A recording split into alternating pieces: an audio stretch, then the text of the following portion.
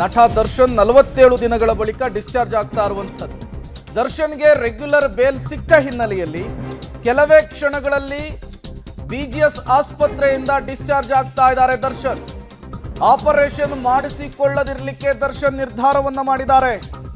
ಸರ್ಜರಿಯನ್ನ ಮಾಡಿಸಿಕೊಳ್ಳದೆ discharge ಆಗ್ತಾ ಇದ್ದಾರೆ ದರ್ಶನ್.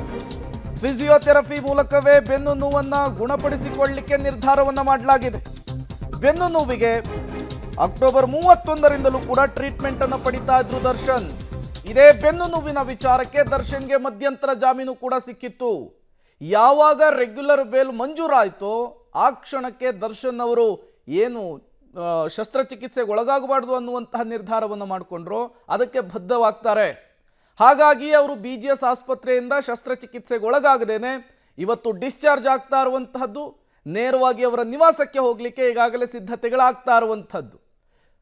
ಮತ್ತಷ್ಟು ಡೀಟೇಲ್ಸ್ ಅನ್ನು ಕೊಡ್ತಾರೆ ಮಾದೇಶ್, ನೇರ ಸಂಪರ್ಕದಲ್ಲಿ ಜಾಯಿನ್ ಆಗಿದ್ದಾರೆ. ಮಾದೇಶ್, ದರ್ಶನ್ ಬಿಜಿಎಸ್ ಆಸ್ಪತ್ರೆಯಿಂದ ಡಿಸ್ಚಾರ್ಜ್ ಆಗೋದಕ್ಕೆ ಕ್ಷಣಗಣನೆ ಆರಂಭ ಆಗಿದೆ. ಯಾವ ರೀತಿಯ ಸಿದ್ಧತೆಗಳು ಅವರ ನಿವಾಸದಲ್ಲಿ ಆಗ್ತಾ ಇದೆ? ಆರ್ ನಗರದ ಅವ್ರ ನಿವಾಸಕ್ಕೆ ಹೋಗ್ತಾರಾ ಅಥವಾ ಅವರ ಪತ್ನಿ ನಿವಾಸಕ್ಕೆ ಹೋಗ್ತಾರಾ? ಹೇಗೆ ಆಗಿದೆ ಪ್ಲಾನ್ ಅಂತ ಹೇಳಿ? ಪ್ರೇಮ್ ಕುಮಾರ್, ಇನ್ನೇನು ಕೆಲವೇ ಕ್ಷಣಗಳಲ್ಲಿ ನಟ ದರ್ಶನ್ ಆಸ್ಪತ್ರೆಯಿಂದ ಡಿಸ್ಚಾರ್ಜ್ ಆಗುವಂಥದ್ದು. ಈಗಾಗಲೇ ಡಿಸ್ಚಾರ್ಜ್ ಪ್ರಕ್ರಿಯೆ ಏನಿದೆ ಅದು ನಡೀತಾ ಇದೆ ಅನ್ನುವಂಥ ಮಾಹಿತಿ ಕೂಡ ಲಭ್ಯ ಆಗಿದೆ. ಯಾಕಂದ್ರೆ ಕುಟುಂಬದವರು ಅಂದ್ರೆ ವಿಜಯಲಕ್ಷ್ಮಿ ಅವರು ಜೊತೆಗೆ ಮಗ ವಿನೀತ್ ಕೂಡ ಈಗಾಗಲೇ ಆಸ್ಪತ್ರೆಗೆ ಬಂದಿದ್ದಾರೆ. ಬೆಳಗ್ಗೆ ಅವರಿಬ್ಬರು ಕೂಡ ಬಂದು ಏನು ತಂದೆಯ ಜೊತೆಗೆ ಇದ್ದಾರೆ.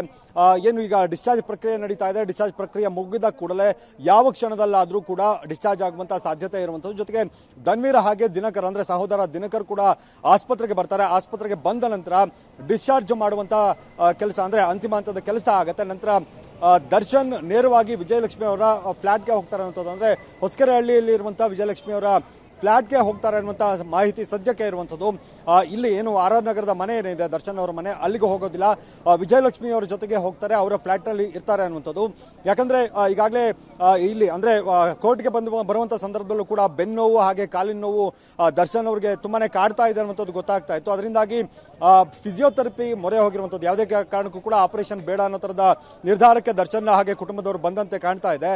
ಅದರಿಂದಾಗಿ ನೇರವಾಗಿ ಮನೆಗೆ ಹೋದ ನಂತರ ಅಲ್ಲೇ ಅಂದ್ರೆ ಪ್ರತಿನಿತ್ಯ ಕೂಡ ಅಲ್ಲೇ ಫಿಸಿಯೋಥೆರಪಿಯನ್ನು ಮಾಡಿಸ್ಕೊಳ್ಳುವಂಥದ್ದು ಅಥವಾ ಪ್ರತಿದಿನ ಆಸ್ಪತ್ರೆಗೆ ಬಂದು ಫಿಸಿಯೋಥೆರಪಿಗೆ ಒಳಗಾಗಿ ನಂತರ ವಾಪಸ್ ಹೋಗುವಂಥದ್ದು. ಈ ವಿಚಾರಕ್ಕೆ ಸಂಬಂಧಪಟ್ಟಂತೆ ವೈದ್ಯರು ಕೂಡ ಮಾತಾಡಬೇಕಾಗತ್ತೆ. ಅಂದ್ರೆ ಇಲ್ಲಿಯವರೆಗಿನ ಟ್ರೀಟ್ಮೆಂಟ್ ಯಾವ ರೀತಿಯಾಗಿತ್ತು, ಜೊತೆಗೆ ಫಿಸಿಯೋಥೆರಪಿ ಯಾವ ರೀತಿಯಾಗಿ ನಡೆಯುತ್ತೆ, ಈ ವಿಚಾರಕ್ಕೆ ಸಂಬಂಧಪಟ್ಟಂತೆ ಆಸ್ಪತ್ರೆಯ ಮೂಲಗಳಿಂದ ವೈದ್ಯರು ಮಾಹಿತಿಯನ್ನು ಕೊಡಬೇಕಾಗತ್ತೆ. ಒಟ್ಟಾರೆ ದರ್ಶನ್ ಯಾವುದೇ ಕ್ಷಣದಲ್ಲಾದರೂ ಡಿಸ್ಚಾರ್ಜ್ ಆಗುವಂತ ಸಾಧ್ಯತೆ ಇರುವಂಥದ್ದು. ಜೊತೆಗೆ ಈಗಾಗಲೇ ಡಿಸ್ಚಾರ್ಜ್ ಪ್ರಕ್ರಿಯೆ ಶುರುವಾಗಿದೆ ಅನ್ನುವಂಥ ಮಾಹಿತಿ ಆಸ್ಪತ್ರೆಯ ಮೂಲಗಳಿಂದಲೂ ಕೂಡ ಸಿಗ್ತಾ ಇರುವಂಥದ್ದು. ಧನ್ವೀರ್ ಹಾಗೆ ಏನು ಸಹೋದರ ದಿನಕರ್ ಇದ್ದಾರೆ, ಅವ್ರು ಬಂದ ಕೂಡಲೇ ಡಿಸ್ಚಾರ್ಜ್ ಆಗುವಂತ ಕೆಲಸ ಅಂದ್ರೆ ಪ್ರಕ್ರಿಯೆ ಏನಿದೆ ಅದು ಶುರುವಾಗುತ್ತೆ. ಪ್ರೇಮ್.